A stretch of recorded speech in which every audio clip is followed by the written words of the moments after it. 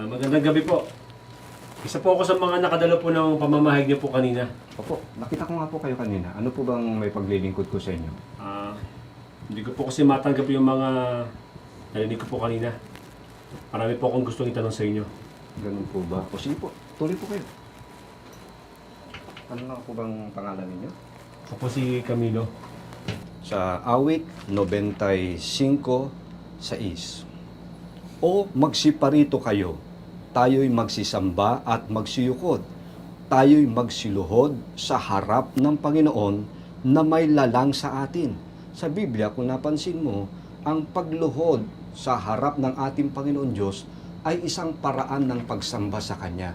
Kaya yung sinasabi mo na hindi naman kayo sumasamba sa mga larawan o sa imahen ay iba doon sa inyong aksyon. Maliwanag, sa inyong aksyon ay sumasamba kayo sa mga larawan o imahen sapagkat lumuluhod kayo, nananalangin kayo sa harap ng mga larawan. Kung gayon, paano ba natin dapat sambahin ang ating Panginoon Diyos? Pakinggan mo, itong nakasulat sa Mateo 6:9, pahayag ng ating Panginoong Hesukristo.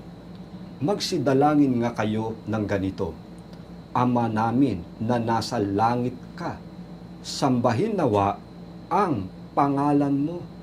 Paano ba